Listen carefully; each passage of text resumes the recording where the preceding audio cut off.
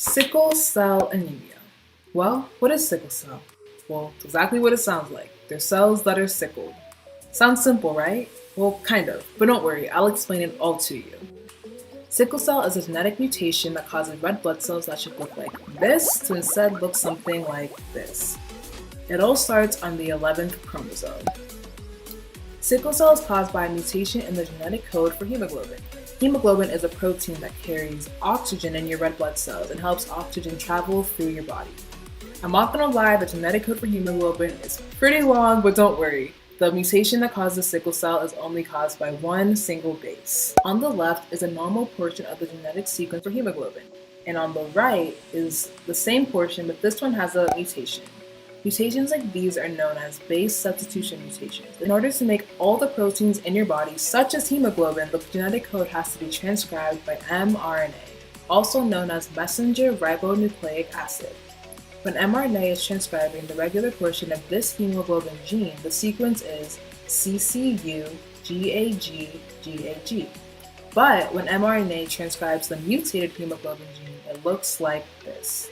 The only difference is the uracil on the fifth base. Such a small change makes such a huge difference.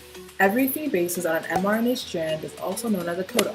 A codon codes for a specific amino acid depending on its sequence. Amino acids that are coded for by these codons on the normal strand of mRNA are proline, glutamic acid, and another glutamic acid. But on the mutated strand, the only difference is that the second codon of this portion is valine instead of glutamic acid.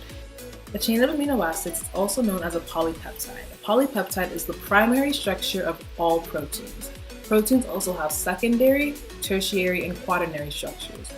But the sequence of amino acids in the primary structure is what determines the shape of the secondary, tertiary, and quaternary structure.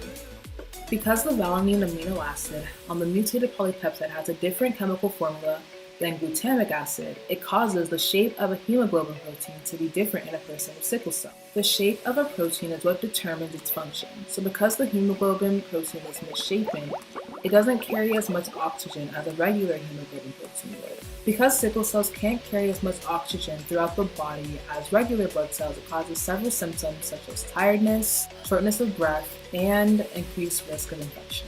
Sickle cells are also very sticky and clump together very easily, and that can cause what is known as a crisis. A crisis is a blockage in the bloodstream that causes severe pain.